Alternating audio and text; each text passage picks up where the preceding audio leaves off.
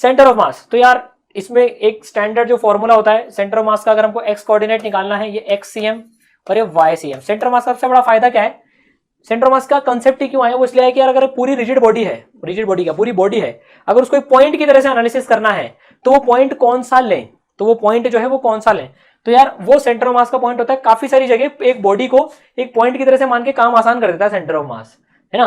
तो देखो कैसे कैलकुलेट करते हैं, m1 x1 plus m2 x3 plus m3 x4 upon m1 plus m2 plus m3 summation mi xi upon mi, हमें x coordinate दे देगा, y coordinate इस तरह से मिल जाएगा। और अगर आप ऐसे चल रहे हैं, अगर r ri की तरह से है तो m1 ri plus m2 ri plus m3 ri, इस तरह से कोऑर्डिनेट मिल जाते हैं। सेंटर ऑफ मास की वेलोसिटी निकालनी है तो m1 v1 plus m2 v2 plus m3 v3 upon m1 plus m2 plus m3। Acceleration निकालना है तो इस तरह से निकालना होता है, राइट। कंटीन्यूअस बॉडीज का सेंटर ऑफ मास निकालना है तो integration r dm upon integration dm, ठीक है। दो सिस्टम का कंबाइंड सेंटर ऑफ मास निकालना है तो पहले का सेंटर ऑफ मास दूसरे का सेंटर ऑफ मास, ये सेम फॉर्मूला लगा दो, m1 x1 plus m2 x2 upon m1 plus m2, m1 y1 m2 y2 upon m1 plus m2, समझ गए, ठीक है। So this is for continuous bodies. और ये अगर वेक्टर में निकालना है तो m1 r1 plus m2 r2 plus m3 r3 upon m1 plus m2 plus m3। Basic हो गया यार, यहां ज्यादा मैं टाइम स्पेंड नहीं करूंगा, ठीक है। एक जो काम की चीज होती है कि यार दो, ये कई बार रिजल्ट क्विक कैलकुलेशन के लिए काम आ जाता है कि यार अगर दो पॉइंट मासेस हैं m1 m2, उनके बीच की डिस्टेंस अगर d है और सेंटर ऑफ मास अगर यार यहां पर है, मान लो इनका सेंटर ऑफ मास d1 इधर से d2 इधर से, तो वो मासेस के इनवर्स रेशियो में होता है, वो मासेस के इनवर्स रेशियो में होता है, मतलब वो है ना। तो हल्के से दूर होता है, भारी के पास होता है, तो इनवर्स रेशियो में, तो d1 by d2 is m2 by m1। तो कभी भी आपको दो पॉइंट मास के बीच का सेंटर मास निकालना हो तो इनवर्स रेशियो मासेस में दूरी तय कर लो उसकी, समझ गए, ठीक है। इसमें लीनियर मास डेंसिटी का कॉन्सेप्ट आता है, मास पर यूनिट लेंथ, फिर सरफेस मास का आता है मास पर यूनिट एरिया, और वॉल्यूम मास का आता है वॉल्यूम मास डेंसिटी का मास पर यूनिट वॉल्यूम, ठीक है। अगर पार्टिकल्स का डिस्प्लेसमेंट है delta r1 delta r2 delta r3, centre of mass का डिस्प्लेसमेंट निकालना है तो सेम फॉर्मूला है m1 पहले का डिस्प्लेसमेंट प्लस m2 दूसरे डिस्प्लेसमेंट अपॉन टोटल सम। तो सारे फॉर्मूले इसी टाइप के हैं, m1 v1 m2 v2। Centre of mass की बात करें तो एक्सीलरेशन हो, वेलोसिटी हो, डिस्प्लेसमेंट हो, पोजीशन हो, चारों के फॉर्मूले सेम है। और एक शॉर्ट ट्रिक जो है, दो पार्टिकल्स हो तो इनवर्स रेशियो ऑफ मासेस में दूरी पर होता है सेंटर मास, भारी के पास और हल्के से दूर, ठीक है। चलिए, तो ये तो एक सिंपल सी बात हो गई। अब बात करते हैं लीनियर मोमेंटम और इन सब की, वो हमने सेंटर ऑफ मास में लिया है, ठीक है। तो लीनियर मोमेंटम क्या होता है, सिंपल m इंटू वी होता है। पार्टिकल के लिए rate of change of linear momentum F net के बराबर होती है, और average force delta P bye delta T. F net और टाइम का जो एरिया होता है, एफ और टी का जो एरिया होता है, इस पे सवाल आए हैं दो बार, ध्यान रखना। देखो एफ और टी का जो एरिया होता है वो हमें डेल्टा पी दे देता है, इसलिए मैंने इसको यहां पे लिया है। एफ और टी का जो एरिया होता है ना, वो हमें चेंज इन मोमेंटम दे देता है। क्या दे देता है वो हमको? चेंज इन मोमेंटम दे देता है, ठीक है। काइनेटिक एनर्जी पार्टिकल की पी स्क्वायर बाय 2m से भी निकाल सकते हैं, बिल्कुल निकाल सकते हैं। तो एक पार्टिकल के लिए सब हो गया, ठीक है ना। सिस्टम की अगर हम बात करें, सिस्टम की बात करें तो सिस्टम का मोमेंटम क्या होता है? Linear momentum. सिस्टम का मोमेंटम होता है कि सबका एक एक पार्टिकल का मोमेंटम आप ऐड कर दो, पर वेक्टर क्वांटिटी की तरह से ऐड करना। किसी तरह से ऐड करना है? वेक्टर क्वांटिटी की तरह से आपको ऐड करना है, और वो आ जाता है m इंटू वीसीएम के बराबर। तो आप पूरे सिस्टम का अगर मोमेंटम निकालना चाहते हो ना, तो एक तरीका तो एक एक पार्टिकल का ऐड कर लें, नहीं तो सेंटर ऑफ मास कहां हेल्प करता है? Total mass into centre of mass की velocity, total mass into centre of mass की वेलोसिटी। अब देखिए सेंटर ऑफ मास का यहाँ पहला एप्लीकेशन देख लिया, लीनियर मोमेंटम सिस्टम का टोटल मास इंटू वीसीएम, ठीक है। तो ये इंपॉर्टेंट पॉइंट है, पढ़ लो इसको एक बार। तो भाई लीनियर मोमेंटम कैलकुलेट करने के लिए हम सारा का सारा मास सेंटर ऑफ मास पे मान सकते हैं, जो कि वीसीएम से मूव करता है। तो लीनियर मोमेंटम कैलकुलेट करने के लिए सारा का सारा मास सेंटर ऑफ मास पे मान लो, जो कि वीसीएम से मूव करता है, ठीक है। चलिए रिवाइज हुए फॉर्मूले, ठीक है। बहुत ज्यादा डेप्थ में नहीं जा रहे हैं, फॉर्मूले फॉर्मूले फॉर्मूले और की पॉइंट्स रिवाइज करते जा रहे हैं। अब काइनेटिक एनर्जी निकालनी है, तो सिस्टम की काइनेटिक एनर्जी क्या होती है भैया? हर पार्टिकल की काइनेटिक एनर्जी जोड़ दो। लेकिन इंपॉर्टेंट पॉइंट यह है, अब ये याद रखना, यहां पर आप सेंटर ऑफ मास की वेलोसिटी से टोटल सिस्टम की काइनेटिक एनर्जी नहीं निकाल सकते हो।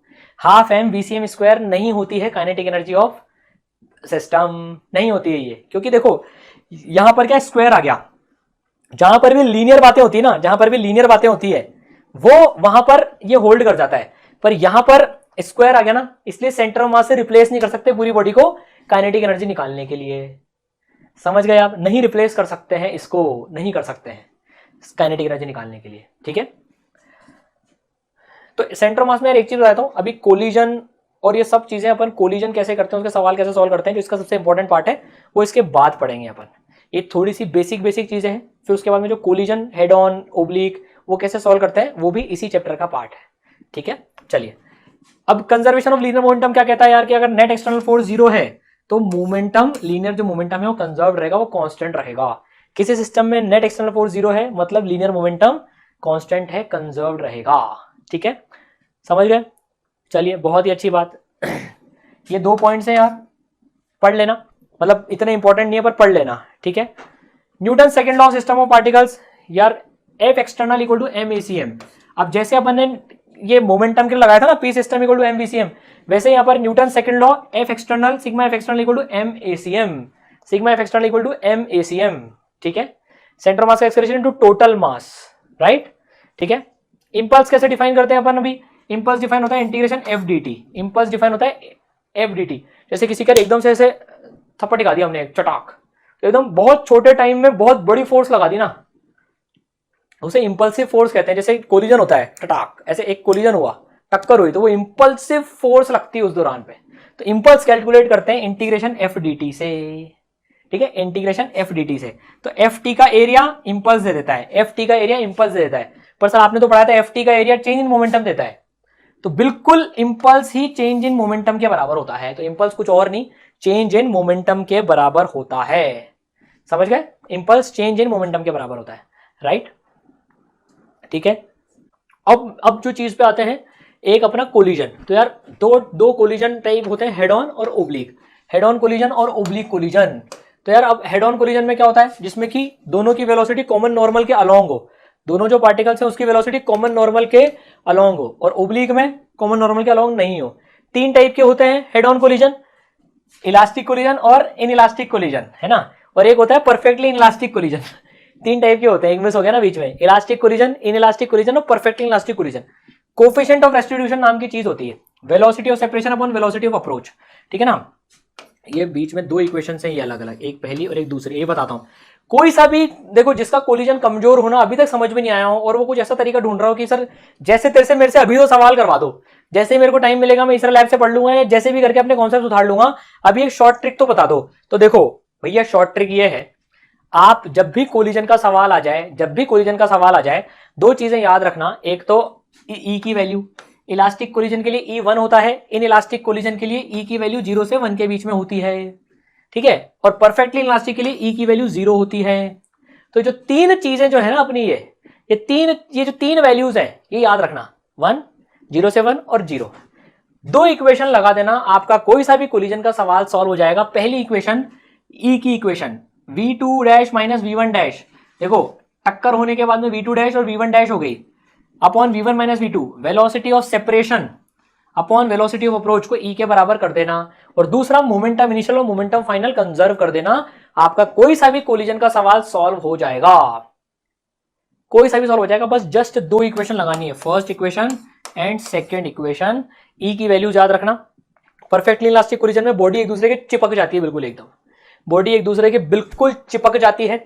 इसमें बॉडी जो है सेपरेट होती है डेफिनेटली, और परफेक्टली इलास्टिक में दोनों बॉडी स्टिक हो जाती हैं, राइट? समझ गए? ठीक है, अब एक इसका सवाल ले लेता हूं, चलो मैं एक सवाल सॉल्व करो। देखो जो मैंने आपको 2 इक्वेशन बताई ना, ई की वैल्यू हाफ और momentum initial equal to momentum final, ये क्वेश्चन में गिवन है।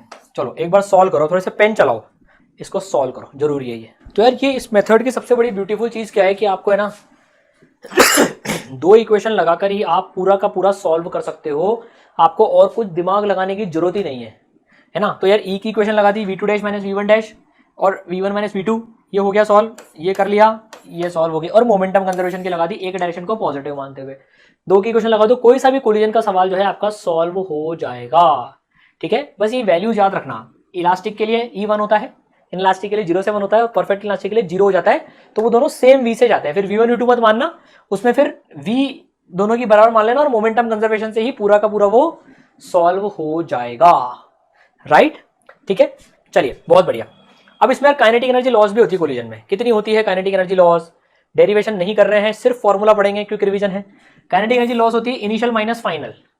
काइनेटिक एनर्जी लॉस होती है के इनिशियल माइनस के final, that is half mu v approach square 1 minus E square. ये फॉर्मूला याद रख लेना यार, half mu, mu reduce mass होता है, m1 m2 upon m1 plus m2, m1 m2 upon m1 plus m2, ठीक है। ये रिड्यूस मास होता है, that is half mu v square 1 minus E square. Approach की वेलोसिटी है ये, आपको अप्रोच की वेलोसिटी टर्म में इसलिए फॉर्मूला लिखाया है। कभी काइनेटिक एनर्जी लॉस ही पूछ लिया किसी ने सीधे, कोलिजन हुआ लॉस बताओ, तो आप वी फाइनल निकालने की जरूरत नहीं है, आप सीधे इससे भी निकाल सकते हो। और अगर भूल जाओ फॉर्मूला तो बेसिक से सॉल्व कर लेना, वी फाइनल निकाल लेना दोनों ऑब्जेक्ट्स की, और फिर काइनेटिक एनर्जी का लॉस निकाल लेना। याद रहे तो अच्छी बात, नहीं रहे तो टेंशन नहीं है, कोई मैंडेटरी वाली कैटेगरी में नहीं आता है ये, ठीक है। अच्छा, अब जो एक चीज आती है, यार इन बॉडीज के सेंटर ऑफ मास, यार ये याद रखना, ये डिराइव करना आप अफोर्ड नहीं कर सकते हो यार। मैं इस स्लाइड के साथ में थोड़ी देर आपको छोड़ता हूं, आप इनको समझो, इसमें ट्रिक भी बताऊंगा एक में कैसे याद रखना होता है, ये कैसे याद रखना होता है, और इसमें भी कैसे याद रखना होता है, इसमें भी ट्रिक बताऊंगा एक। जो यूनिफॉर्म बॉडीज होती है, जैसे डिस्क, सेंटर पे सेंटर ऑफ मास है, सेंटर पे है, सेंटर पे है, सेंटर पे है, लेकिन अब ये भाई साहब सेमी सर्कुलर प्लेट आ गए यहाँ पर भी, semi circular plate.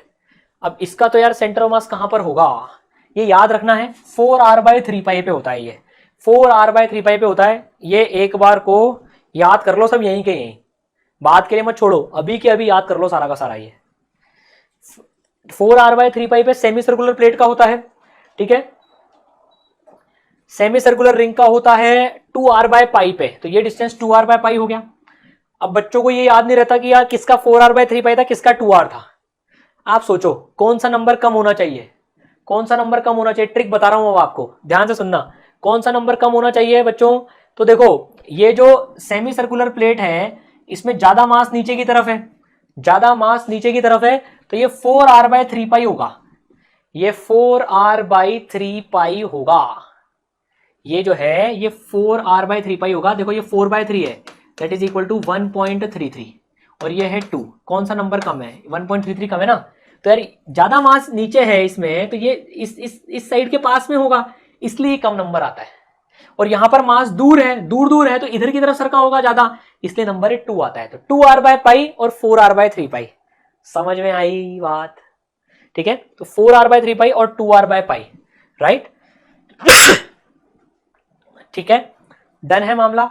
Now solid hemisphere और हॉलो हेमिस्फीयर, तो सॉलिड हेमिस्फीयर जो है और हॉलो हेमिस्फीयर जो है, इनका देखो, इसका 3r/8 होता है और इसका r/2 होता है, इसका 3r/8 और इसका r/2। यहां पर भी सेम कॉन्सेप्ट होता है, ये इससे कम होता है क्योंकि यहां ज्यादा मास नीचे है, 3r/8 और r/2, ठीक है। यहां ये ट्रिक काम करती है। ट्राइंगल में देखो सेंट्रोइड पे होता है, ट्राइंगल में सेंट्रोइड पे होता है, ट्राइंगल का सेंटर मास सेंट्रोइड पे होता है, याद रखना, बहुत इंपॉर्टेंट है, बहुत जगह काम हो जाता है ये। हॉलो कोन में, कोन अंदर से खाली है, h/3 पे होता है, हॉलो कोन h/3 पे होता है, और सॉलिड कोन जो है वो h/4 पे होता है, सॉलिड कोन जो है h/4 पे होता है नीचे से। यहां पर भी सेम कॉन्सेप्ट लगेगा, सॉलिड में मास नीचे की तरफ ज्यादा है, तो ये क्वांटिटी, ये सेंटर मास नीचे की तरफ सरका होता है, सेंटर मास यार भारी मास होता है ना उस तरफ सरकता है, तो यहां पर जो है ये h/4 की तरफ होता है, और यहां पर h/3 की तरफ होता है, मतलब h/3 डिस्टेंस पे, यहां पर h/4 डिस्टेंस पे, समझ गए, ठीक है। याद रहेगा h/4 h/3, कंफ्यूजन दोनों में हो जाए तो सोच लेना यार, सॉलिड में सर ने बताया था ज्यादा मास नीचे होता है, तो मास के पास में तो 1/4 कम है कि 1/3 कम है, सर 1/4 कम है, तो 1/4 कम है, ठीक है, याद रहेगा, राइट। अब वेरिएबल मास पे कुछ सवाल आ जाते हैं यार, बहुत ज्यादा नहीं आते हैं, लेकिन फिर भी मैंने यहाँ पर इसको इंक्लूड कर लिया है रॉकेट प्रोपल्शन में, तो आपको अगर ये समझना हो, बहुत ज्यादा फोर्स नहीं कर रहा हूं मैं इस पे यार, अब आ जाए तो एक चीज है, बेसिक से भी सॉल्व कर सकते हो, मोमेंटम कंजर्वेशन से। इसने पीछे धुआं फेंका, रॉकेट ने पीछे धुआं फेंका, और रॉकेट को आगे स्पीड मिली, ठीक है ना। वो मैंने कहानी सुनाई थी ना, आईटी बॉम्बे के, उसने वो धक्का बैग फेंक दिया था अपना, साइकिल यूं हो गई थी उसकी इधर वो यही कॉन्सेप्ट था वेरिएबल मास वाला ही। तो ये रॉकेट प्रोपल्शन जो होता है ना, उसमें थ्रस्ट फोर्स इतने के बराबर होती है, डेल्टा एम रेट से वो फ्यूल बाहर निकालता है, तो delta M by delta T into V relative, delta M by delta T into V relative, ठीक है, समझ गए, ठीक है। Oh my God, तो आज अभी और क्या बचा इसमें, oh my God, now center of mass is also over। तो thrust force, recoil of gun, ये बेसिक से कर सकते हैं, ये जरूर याद रखना सारे बच्चों, ठीक है, ये सारे याद होने चाहिए हमको, राइट। तो भाई आज हमने यार 9 चैप्टर कर लिए, we have done 9 chapters now. चलिए बच्चों स्टार्ट करते हैं अपना session rotation motion superfast revision से। सो लेट्स स्टार्ट, ठीक है, विद रोटेशन। सबको डराने वाला, पर चिंता मत करो आप, इसको अपन डराएंगे, ठीक है ना। अगर इसकी फील आ गई ना, अगर आपने जिस तरह से रोटेशन पढ़ना चाहिए था उस तरह से पढ़ा होगा तो आपको फील आ जाएगी इसकी। लेट्स नाउ डू इट, ठीक है। चलिए, तो यार काइनेमेटिक्स ऑफ प्योर रोटेशन, पहले सर्कुलर का थोड़ा सा पार्ट रिवाइज कर लेते हैं। S equal to R theta, V equal to R omega. पांचवें इक्वेशन पता है हमको। रिजिड बॉडी क्या होती है, जिनके जो रिजिड होती है, जिनके बीच में डिस्टेंस चेंज नहीं होते हैं, ठीक है। तो बस मैंने एक बेस बना लिया। जनरली इस टाइप के सवाल आते हैं, यार ये दोनों आपस में ऐसे हो रही है, ऐसे ऐसे घूम रही है, स्लिपिंग नहीं हो रही है, तो omega 1 R1 equal to omega 2 R2, ठीक है ना। स्लिपिंग नहीं हो रही है, तो इस पॉइंट की वेलोसिटी और इस पॉइंट की वेलोसिटी दोनों बराबर हो जाएंगी, राइट। चलिए, अब थोड़ा सा मोमेंट ऑफ इनर्शिया की बात कर लेते हैं। देखो अब मोमेंट ऑफ इनर्शिया, तो यार moment of inertia continuous body का √r² dm से निकलता है, √r² dm से। मैंने कुछ कॉमन मोमेंट ऑफ इनर्शिया लिख दिए हैं, ये याद रखने हैं आपको, ठीक है ना, ठीक है ना। इनको डिराइव करने मत बैठना। तो एक रॉड का कोने के अबाउट होता है ml²/3, सेंटर के अबाउट होता है ml²/12, ठीक है। यूनिफॉर्म रिंग का जो रिंग जो है उसका इसके अबाउट एक्सिस में mr², सारा मास r डिस्टेंस की दूरी पर है, ठीक है। डिस्क में देखें तो mr²/2, डिस्क में कम हो जाता है मोमेंट ऑफ इनर्शिया आधा, क्योंकि मास थोड़ा सा पास है। यूनिफॉर्म होलोस्फीयर का 2/3 mr², सॉलिड का 2/5। बच्चों को कंफ्यूजन हो जाता है 2/3 किसका है, देखो इसका ज्यादा होगा क्योंकि इसमें मास दूर है, सेम मास m दूर है, इसमें मास पास है, तो मोमेंट ऑफ इनर्शिया कम। एक पॉइंट मास का mr² होता है, ठीक है ना, मोमेंट ऑफ इनर्शिया। तो परपेंडिकुलर एक्सिस थ्योरम से अगर मोमेंट ऑफ इनर्शिया निकालें अपन, मैं परपेंडिकुलर एक्सिस थ्योरम क्या होता है वो बता देता हूं, पहले यहां पर ही कर रखा है। देखो, परपेंडिकुलर एक्सिस थ्योरम कहता है कि प्लेनर बॉडीज के लिए IZ जो इस बॉडी के परपेंडिकुलर एक्सिस है, that is equal to IX plus IY। दो परपेंडिकुलर एक्सिस बना दो, उसके बॉडी के प्लेन में IX और IY का सम IZ के बराबर होगा, जो इसके परपेंडिकुलर होगा। समझ गए, ठीक है। चलिए, तो इससे डिराइव कर लेते हैं कुछ चीजें। रेक्टेंगुलर प्लेट का इसके about MB²/12 plus MA²/12, MB²/12 plus MA²/12। इस तरह से रिंग का इसके अबाउट डिराइव कर लेते हैं, ये प्लस ये करके, सॉरी इसके अबाउट AA' के अबाउट, तो A' plus BB' equal to O' का पता है, तो ये mr²/2 हो गया इसके अबाउट, और इसके अबाउट इसका mr²/4 हो गया। तो that is perpendicular axis theorem. समझ गए, क्लियर है ये, ठीक है। चलिए, अब अगर हम देखें, अब नाउ पैरेलल एक्सिस थ्योरम देखें यार। Parallel axis theorem, parallel axis theorem क्या कहता है। पैरेलल एक्सिस थ्योरम कहता है कि यार देखो, इधर से पढ़ाता हूं कि यार थोड़ा सा और जूम कर लेते हैं इसको, आजा भाई, कि जो सेंटर मास से एक्सिस जा रहा है उसके पैरेलल मैंने एक्सिस ले लिया AA', इन दोनों के बीच की डिस्टेंस है D, तो IA' equal to ICC' plus MD², ICC' plus MD², ये पैरेलल एक्सिस थ्योरम होता है, ठीक है। इससे हम काफी सारी चीजों का मोमेंट ऑफ इनर्शिया निकाल सकते हैं, और इससे इसका एक इंप्लीकेशन है कि moment of inertia centre mass के अबाउट एक्सिस से मिनिमम होता है। कहीं काम नहीं आता है, ऐसे बता रहा हूं, ठीक है ना। चलो, अब ये सॉलिड सिलेंडर विलेंडर के कई बार काम आ जाते हैं ये मोमेंट ऑफ इनर्शिया। तो हॉलो सिलेंडर है, इस एक्सिस के अबाउट जो है mr²/2 प्लस ml²/12, इसके अबाउट mr²/2 प्लस ml²/3 आ गया यहाँ पर। इसको याद करने का तरीका देखो, इसकी ट्रिक बताता हूं, कभी गलती से ये आ जाए तो देखो, अगर ये डिस्क होती, अगर ये सॉरी हॉलो सिलेंडर है, तो अगर ये रिंग होती तो mr²/2 होता, इस एक्सिस के अबाउट इस रिंग का mr²/2 होता ना, प्लस रॉड का जोड़ लो ml²/12, तो दोनों का सम हो गया। रिंग और रॉड, सिलेंडर क्या है, रिंग और रॉड है ना, रिंग और रॉड है सिलेंडर, तो रिंग के अबाउट ml²/12 प्लस ये ml²/12, ml²/2 और ml²/12, ठीक है।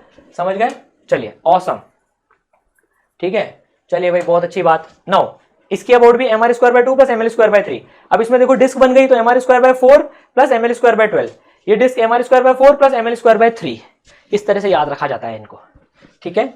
चलिए, बहुत अच्छी बात। तो मोमेंट ऑफ इनर्शिया हमने समझ लिया। अब रेडियस ऑफ गायरेशन नाम की एक चीज होती है। रेडियस ऑफ गायरेशन क्या होता है, √I/m। किसी भी एक्सिस के अबाउट रेडियस ऑफ गायरेशन होता है moment of inertia divide by mass m, तो I is equal to mk², k is radius of gyration. कभी ये टर्म यूज आ जाता है तो सीधे m इंटू k² कर देना, मोमेंट ऑफ इनर्शिया आ जाएगा। ऑसम, यहां तक रिवाइज हुआ, ठीक है। चलिए, एक की पॉइंट कई बार काम आ जाता है, ठीक है। ये इक्वल है, ये लेस देन नहीं है, तो यूनिफॉर्म स्क्वायर प्लेट जब होती है, इंपॉर्टेंट है ये, याद रखना है इसको। यूनिफॉर्म स्क्वायर प्लेट में, प्लेट के प्लेन में सेंटर से कोई सा भी एक्सिस पास कर दो, मोमेंट ऑफ इनर्शिया जो है वो ma²/12 आता है। इस एक्सिस के अबाउट ma²/12 आता है, वो कोई सा भी एक्सिस ले लो आप ऐसा, और सेंटर से जो पास होता है परपेंडिकुलर टू दिस रॉड, उसका ma²/6 आता है। परपेंडिकुलर एक्सिस थ्योरम से भी कर सकते हो इसको, ma²/6 equal to ma²/12 plus ma²/12। हर एक्सिस के अबाउट ma²/12 होता है जो सेंटर से पास होता है। बस इस वाले का मतलब ये जो परपेंडिकुलर होता है उसका ma²/6 होता है, और प्लेन में जो एक्सिस जाता है उसका ma²/12 होता है। याद रहेगा? बिल्कुल याद रहेगा सर। ठीक है, अब कई बार क्या करते हैं, बॉडी में से कोई पार्ट काट देते हैं, फिर मोमेंट ऑफ इनर्शिया पूछ लेते हैं, तो जो कटा हुआ पार्ट है पूरी में से उसका मोमेंट ऑफ इनर्शिया माइनस कर देना, आंसर आ जाएगा। कॉन्सेप्ट रिवाइज कराता चल रहा हूं, ठीक है। चलिए ठीक है, तो अब टॉर्क क्या होता है देखो, अब टॉर्क देख लेते हैं जरा। यार टॉर्क जो होता है वो r×f होता है, जस्ट फटाफट से रिवाइज कर रहे हैं, ठीक है। चलो, तो टॉर्क जो है r×f होता है। इसको दो तरीके से कर सकते हैं, किसी भी क्रॉस प्रोडक्ट के उसमें दो तरीके से कर सकते हैं, r परपेंडिकुलर इंटू f या rf परपेंडिकुलर। या तो हम देखो r परपेंडिकुलर ले लें, जो line of action of force के परपेंडिकुलर डिस्टेंस है वो ले लें, या फिर f का परपेंडिकुलर कंपोनेंट ले लें। तो टॉर्क दोनों तरीके से निकाला जा सकता है, सिंपल है, तो आप पढ़ चुके हो, जस्ट रिवाइज करा दिया एक बार ताकि माइंड में आ जाए वो, ठीक है ना। r×f से निकाल सकते हैं, r परपेंडिकुलर f, जिसे मोमेंट r भी बोलते हैं, या f परपेंडिकुलर, f का परपेंडिकुलर कंपोनेंट ले लो, ठीक है। चलिए बहुत अच्छी बात। अभी रोटेशन मोशन में जब भी हमें कोई सिस्टम सॉल्व करना होता है ना, देखो एक इक्वेशन होती है torque equal to I alpha, net torque equal to I alpha, जैसे F net equal to M होती है वैसे net torque equal to I alpha होती है। ये सबसे इंपॉर्टेंट स्टेप्स है मेरे हिसाब से। तो जब भी आप रोटेशन का कोई क्वेश्चन सॉल्व करने बैठो ना, जहां बच्चे जनरली गलती करते हैं, तो सबसे पहली स्टेप जो आपको करनी होती है, आप एक्सिस ऑफ रोटेशन आइडेंटिफाई करो कि आप किस एक्सिस के अबाउट एनालिसिस कर रहे हो, किस एक्सिस के अबाउट बॉडी घूम रही है, वो आपका एक्सिस ऑफ रोटेशन होगा, ठीक है। सबसे पहली स्टेप, ये सबसे इंपॉर्टेंट स्टेप होती है। फिर टॉर्क ले लो सारी फोर्सेस का, फिर net torque equal to I alpha लगाओ, फिर net torque equal to I alpha लगाओ, ठीक है। अब ग्रेविटेशन फोर्स का वर्क और टॉर्क लेने के लिए सारा मास हम सेंटर ऑफ ग्रेविटी पे मान सकते हैं। ग्रेविटेशन फोर्स का टॉर्क और वर्क लेने के लिए सारा मास आप सेंटर ऑफ ग्रेविटी पे मान लो, जो कि सेंटर ऑफ मास पे होती है यूनिफॉर्म ग्रेविटी में। तो अर्थ पे तो centre of mass he centre of gravity बन जाता है जब यूनिफॉर्म ग्रेविटी होती है जब, ठीक है। चलिए भाई बहुत अच्छी बात, ये स्टेप ध्यान रखना। फिर साहब इक्विलिब्रियम कब आता है? इक्विलिब्रियम कब आता है? ट्रांसलेशन इक्विलिब्रियम में एफ नेट 0, रोटेशनल इक्विलिब्रियम में टॉर्क नेट 0, रोटेशनल इक्विलिब्रियम में नेट टॉर्क 0 होता है। तो जब कोई बॉडी रोटेशनल इक्विलिब्रियम में होती है उसके ऊपर नेट टॉर्क 0 होता है, ठीक है। तो अगर नेट फोर्स बॉडी पे 0 है तो उसका टॉर्क सेम होगा हर पॉइंट के अबाउट। एक एडिशनल पॉइंट है, कभी काम आ जाए तो, वैसे नहीं आता ज्यादा।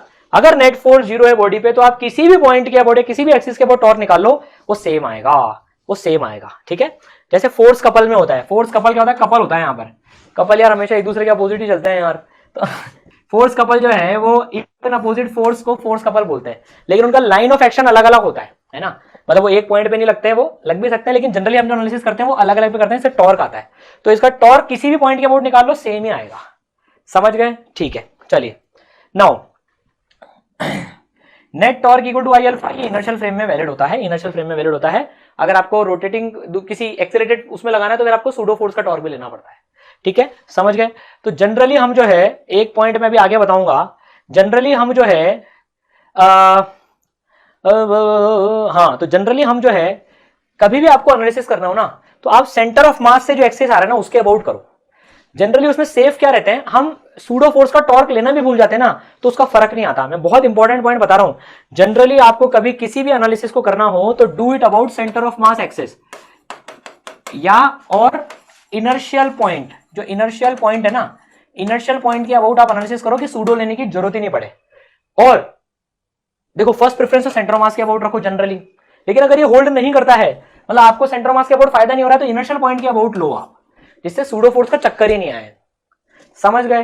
ठीक है। और सेंटर ऑफ मास में लेने का फायदा क्या होता है कि सूडो फोर्स लग भी रही होगी तो सेंटर ऑफ मास से पास ही होगी, उसका टॉर्क 0 हो जाएगा।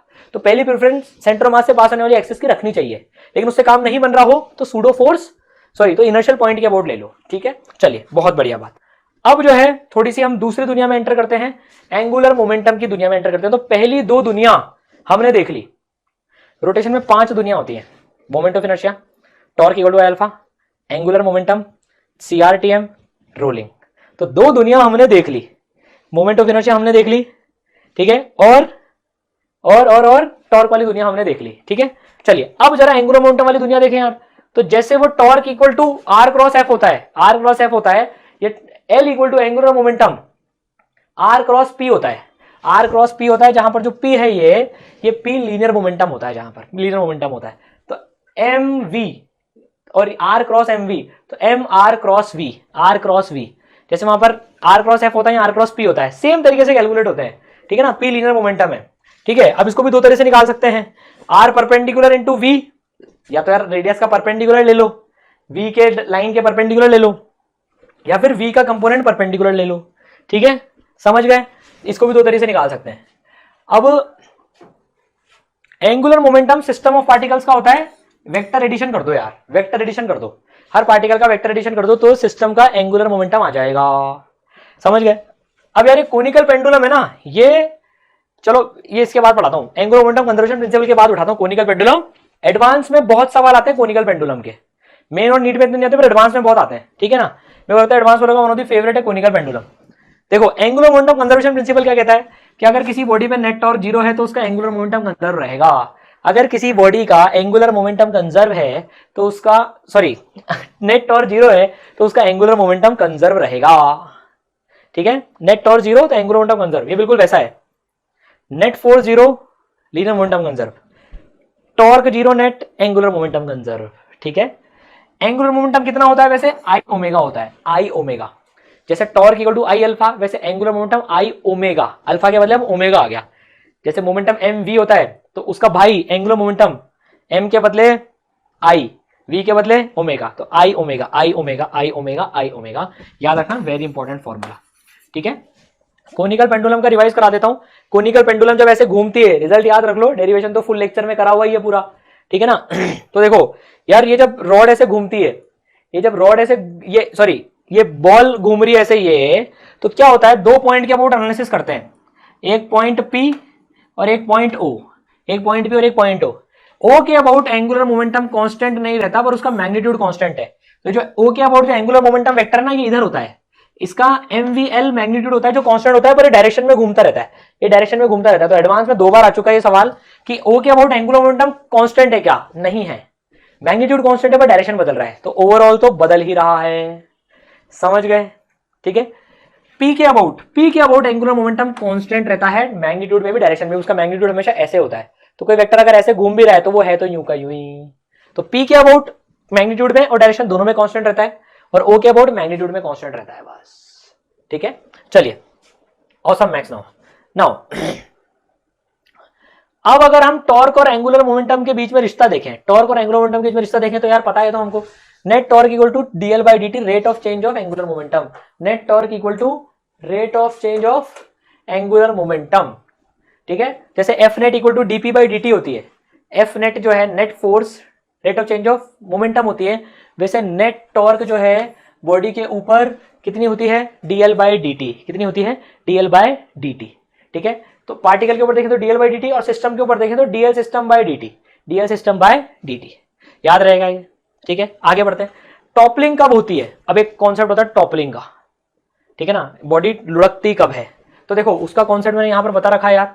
टॉपलिंग जो है कब होती है तो देखो ये टॉपलिंग कब होती है, जब नॉर्मल सरकता है, जब नॉर्मल शिफ्ट होता है ना, जब नॉर्मल शिफ्ट होता है, जैसे मैंने ऊपर से फोर्स लगाई, अब ये डिब्बा एक बार को पलटेगा, तो टॉपलिंग कब होती है, जैसे फ्रिक्शन लगने पर स्लिपिंग कब होती है, जब फ्रिक्शन अपनी औकात पे पहुंच जाता है, समझना, जब फ्रिक्शन अपनी औकात पे पहुंच जाता है, उसी तरह से टॉपलिंग कब होती है। बहुत सिंपल सा कॉन्सेप्ट बता रहा हूं, इससे टॉपलिंग के लगभग आपके सारे क्वेश्चन बन जाएंगे।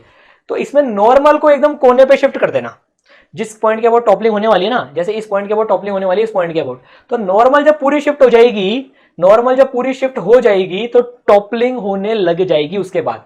तो अगर x a/2 से ज्यादा की रिक्वायरमेंट आ गई तो ये बॉडी टॉपल करेगी। x equal to a/2 normal just कोने में सरका है तो जस्ट अभी टॉपल होने वाली है, पर इधर है तो टॉपलिंग नहीं होगी। तो जैसे फ्रिक्शन में होता है ना, लिमिटिंग के नीचे है तो बॉडी स्लिप नहीं करेगी, जस्ट लिमिटिंग पर है करने वाली है, और लिमिटिंग से ज्यादा की रिक्वायरमेंट है मतलब बॉडी तो अब स्लिप करेगी। ठीक है चलिए ऑसम। एंगुलर इंपल्स बिल्कुल लीनियर इंपल्स का भाई होता है ये। ठीक है, क्या होता है भाई ये, जैसे ये एफ डॉट डी टी होता था, ये टॉर्क डॉट डी टी होता है, ये मतलब डॉट डॉट क्या, टॉर्क डी टी, ये टॉर्क है ना, ये टॉर्क है, और टॉर्क डी टी। ठीक है, तो और ये होता है आर क्रॉस आई, ये होता है आर क्रॉस आई। समझ गए? सिंपल यार, ये ज्यादा नहीं आता इसलिए मैं इसको स्किप कर रहा हूं, मतलब बिल्कुल लीनियर इंपल्स का पैरेलल वाला होता है। तो जैसे देखो आर क्रॉस एफ से टॉर्क मिलता है, आर क्रॉस पी से एंगुलर मोमेंटम मिलता है, वैसे आर क्रॉस लीनियर इंपल्स से एंगुलर इंपल्स मिलता है, राइट? ठीक है, so that was all about angular momentum. अब इसमें कुछ ऐसे सवाल आ जाते हैं, एक बार सवाल पढ़ लो। अब इसमें क्या होता है, अब जैसे कोलिजन वाले सवाल आ जाते हैं, कोलिजन वाले सवाल आ जाते हैं कि यार ये रॉड ऐसी लटकी हुई थी यहां से, एक पार्टिकल भाई साहब आया इससे भिड़ गई और पार्टिकल चिपक गया इससे, तो ये रॉड लटकी हुई है, पार्टिकल आया चिपक गया, तो कितनी ओमेगा से जो है ये अब घूमेगी, कितनी ओमेगा से घूमेगी, ऐसा सवाल हमसे पूछ लिया जाता है। ठीक है, समझ आई बात। रॉड है, यहां से हिंज्ड है, पार्टिकल आया चिपक गया, अभी इसको थोड़ा तो ऊपर लेके जाएगा, तो चिपकते ही कितने से घूमेगी वो निकालना है। तो यार पहली चीज तो जब ये भिड़ेंगे आपस में, ध्यान से सुनना, अब इसमें सारे कॉन्सेप्ट जितने भी तक पढ़े ना एंगुलर मोमेंटम के सब लग जाएंगे, इसलिए ये एक सवाल लिया है। ठीक है, बहुत सोच समझ के सवाल छांटा है ये वाला, जिसमें एंगुलर मोमेंटम के मेजोरिटी ऑफ कॉन्सेप्ट कवर हो जाएंगे आपके। ठीक है, पूरा कॉन्सेंट्रेशन, फुल कॉन्सेंट्रेशन एकदम मचाना है। तो देखो यार इसमें क्या होगा, अभी स्टिक करा, अब नेट टॉर्क अबाउट जो इसके अबाउट है ना, ओ के अबाउट नेट टॉर्क जीरो है, कि आपस में तो फोर्स कपल हो गया लेकिन सेम लाइन से जा रहा है, तो नेट टॉर्क जीरो, प्लस इस पॉइंट के अबाउट हिंज फोर्स भी लगी होगी ना, उसका टॉर्क भी जीरो, तो ओ पॉइंट के अबाउट एंगुलर मोमेंटम कंजर्व होएगा। ओ पॉइंट के अबाउट ध्यान रखना, ओ पॉइंट के अबाउट कंजर्व होएगा, क्योंकि हिंज फोर्स भी लगेगी, जैसे ही भिड़ेंगे ना हिंज फोर्स भी लगेगी, इसलिए ओ पॉइंट के अबाउट कंजर्व करना है इसमें पहला कॉन्सेप्ट। तो ओ पॉइंट के अबाउट नेट टॉर्क जीरो, तो ओ पॉइंट के अबाउट कंजर्व कर दो, बस खेल खत्म। कंजर्व कैसे करें सर, एक तो सिस्टम इसका एंगुलर मोमेंटम mvl, और इसका ये तो शुरू में जीरो पे थी तो जीरो, फिर फाइनली इसका कितना है, ये मास कितना है m, ओमेगा एल से वेलोसिटी से जा रहा है, तो mvl, v कितनी नहीं ओमेगा एल, अब ये घूम भी रही है, इसके अबाउट इसका moment of inertia ml²/3 omega, omega की वैल्यू आ गई। बोलो समझ में आया कि नहीं आया। मेन चीज ये बताओ, ये समझ में नहीं आई, ये मैं वापस बता दूंगा, चैट में लिख के बता दो, मेरे लिए इंपॉर्टेंट है ये, इसलिए रिवीजन में इतना टाइम दे रहा हूं। वापस से बताता हूं, ध्यान से सुनो, हम क्या करने वाले हैं, एक रॉड है, एक पार्टिकल आया जो उससे स्टिक करेगा, ध्यान से सुनना, फुल कंसंट्रेशन, एक रॉड है, एक पार्टिकल आया टकराएगा और स्टिक करेगा, स्टिक के बाद में बोल रहा है भैया ओमेगा कितनी होगी। तो सबसे पहले तो मेरे को एंगुलर मोमेंटम कंजर्व करना है, उसके लिए मुझे एक ऐसा पॉइंट ढूंढना है जिसके अबाउट नेट टॉर्क जीरो आ रहा हो। ध्यान से सुनना, तो ये दोनों आपस में फोर्स लगा रहे होंगे, तो इंटरनल फोर्स हो गई, उसको तो हटाओ, उसका टॉर्क नहीं आ रहा है। अब देखो फोर्स कौन सी है, दो फोर्सेस लग रही हैं, एक तो mg लग रही है ना, और जब भी टक्कर होगी ना तो एकदम यहां से हिंज फोर्स भी आएगी, मुझे नहीं पता किधर आएगी, मैंने दो कंपोनेंट ले लिए, तो एक तो mg लग रही है और एक हिंज फोर्स लग रही है। चलो mg तो नॉन इंपल्सिव फोर्स है, लेकिन ये तो इंपल्सिव फोर्स है, mg को तो नेगलेक्ट भी कर सकते हैं थोड़े टाइम के लिए, जस्ट इंस्टेंट के लिए, लेकिन इन फोर्सेस का क्या करें यार, ये तो इंपल्सिव फोर्सेस है, इनका टॉर्क किसके अबाउट जीरो है, सोच के बताओ, इनका टॉर्क किसके अबाउट जीरो है, सिर्फ इस ओ पॉइंट के अबाउट ही तो जीरो है यार, इसलिए मैं सिर्फ ये लिख सकता हूं net torque about O is equal to zero. अब मेरे को सिर्फ एक पॉइंट मिला है जिसके अबाउट नेट टॉर्क जीरो है, वो पॉइंट है ओ। अब मैं एंगुलर मोमेंटम किसके अबाउट कंजर्व करूंगा, ओ के अबाउट कंजर्व करूंगा, 90% प्रॉब्लम सॉल्व। तो L initial about O equal to L final about O. Initial में कैसे लिखूं, दो सिस्टम हो गए, एक पार्टिकल हो गया और एक रॉड हो गई। पार्टिकल का एंगुलर मोमेंटम देखो, इस वाली डायरेक्शन को एंटी क्लॉकवाइज को पॉजिटिव लेकर सॉल्व करते हैं, तो पार्टिकल का angular momentum mvr plus rod का जीरो, क्योंकि रॉड की इनिशियल तो जीरो थी, बोलो ठीक है, equal to final mvr, particle का पार्टिकल की तरह से लिखो, इसकी v कितनी है ओमेगा एल, mvr प्लस अब रॉड की भी आ जाएगी आई ओमेगा, आई कितना है ml²/3 ओमेगा। अब आ गया समझ में सबको, ठीक है, awesome. Now CRTM, now the fourth part comes, और इसमें रोलिंग मोशन भी ले रहे हैं अपन, ठीक है। Now the fourth part comes कि CRTM क्या होता है, combined rotation plus translation, combined rotation plus translation CRTM, mostly question इसमें से बनते हैं, ठीक है। अब देखो, जब भी हमको वेलोसिटी एनालिसिस, एक्सेलरेशन एनालिसिस करना होता है ना, तो हम क्या करते हैं, दो हिस्सों में इसको तोड़ लेते हैं, ट्रांसलेशन अलग, रोटेशन अलग, ट्रांसलेशन अलग, रोटेशन अलग, ठीक है। अब वेलोसिटी एनालिसिस में देखो, वेलोसिटी एनालिसिस करना है तो किसी भी बॉडी को घूमती हुई को हम दो में मान सकते हैं, कि वो प्योर ट्रांसलेट कर रही है एक पॉइंट के अबाउट, मतलब एक पॉइंट की जिसके अबाउट एनालिसिस कर रहे हैं वो ट्रांसलेट कर रहा है, प्लस उसके अबाउट पूरी बॉडी प्योर रोटेशन कर रही है।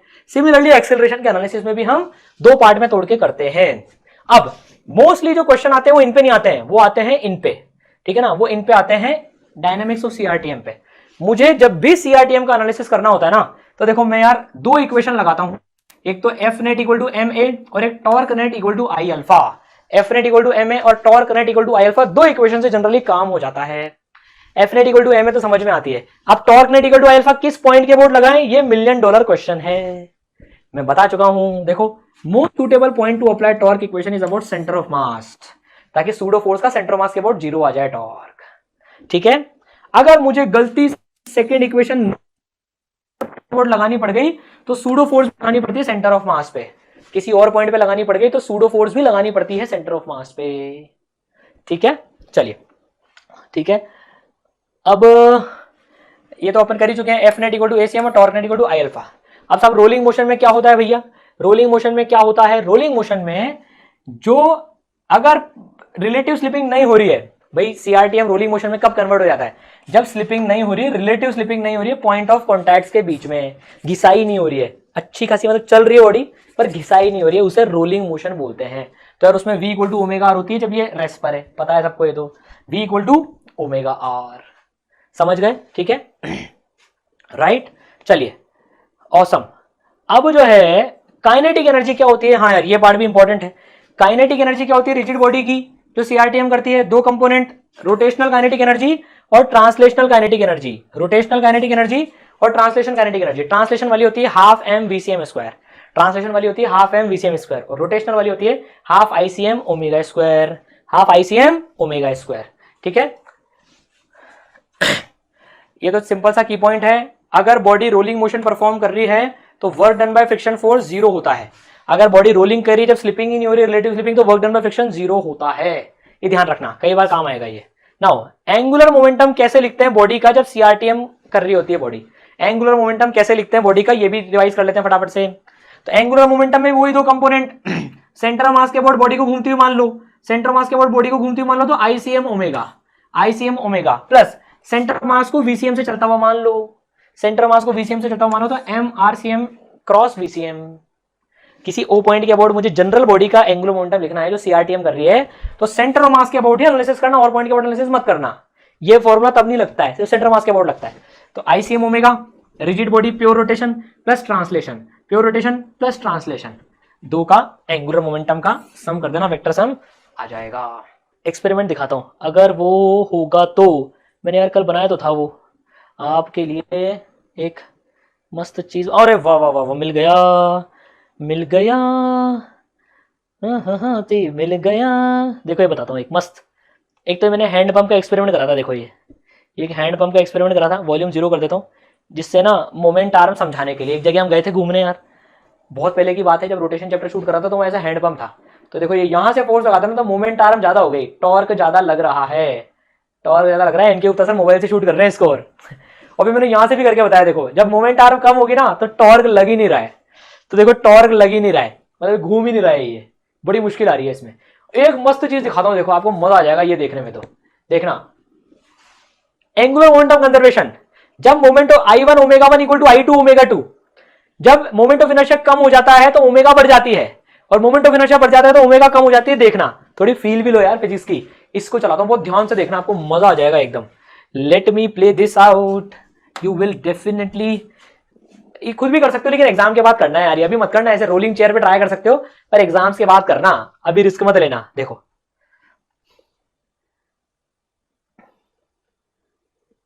ये देखो, जैसे मैंने हाथ यूं करे ना, एक झटका सा आया और ओमेगा कम हो गई, हुई कि नहीं हुई, देखना वापस से देखना, जैसे मैं हाथ खोलूंगा ओमेगा एकदम से कम हो जाएगी, देखना अभी इसमें वापस से चलाता हूं इसको, हाथ खोलने पर देखना, अभी तो घुमा रहे हैं और हाथ खोले, ये देखो ओमेगा एकदम कम हो गई क्योंकि आई बढ़ गया, ओमेगा कम हो गई। इसका रिवर्स देखो, इसका रिवर्स, पहले हाथ खुले हुए हैं फिर हाथ में अंदर करूंगा, मोमेंट ऑफ इनर्शिया कम, तो देखना ओमेगा बढ़ती नहीं बढ़ती है, मजा आ जाएगा एकदम, रियल लाइफ एक्सपेरिमेंट।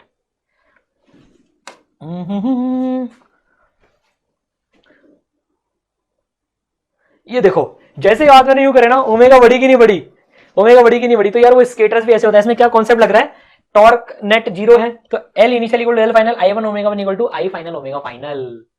तो यार ऐसे जब आप पढ़ते हो ना चीजों को, तो ये भी आपको ट्रांसलेशन, अगर किसी को ट्रांसलेशन रोटेशन और इसमें दिक्कत आती हो ना, तो उनके लिए मैं ये चीज बता देता हूं। देखो जैसे सिंपल ट्रांसलेशन मोशन है, तो सिंपल ट्रांसलेशन मोशन जो है, देखो तो यार ये सिंपल ट्रांसलेशन मोशन है, ये बॉल घसीट के चल रही है, it is like translation motion, ball घसीट के चली सीधे, ठीक है। अगर मुझे रोटेशन करना है, प्योर रोटेशन, उस एक्सिस के अबाउट ही घूम रही है, देखो उस एक्सिस के अबाउट ही घूम रही है, तो this is pure rotation motion, pure rotation. और अगर सीआरटीएम है तो देखो ये घूम भी रही है चल भी रही है, घूम भी रही है चल भी रही है, घूम भी रही है चल भी रही है, this is CRTM, combined rotation and translation motion. बोलो समझ आया क्या, ठीक है समझ आया, सूरज कुछ बात बोल रहे हैं हमारे, लैग अभी सही चल रहा है, चलो ठीक है, समझ में आई बात ये सबको, ठीक है। चलिए तो इसको तो हम करते हैं बंद।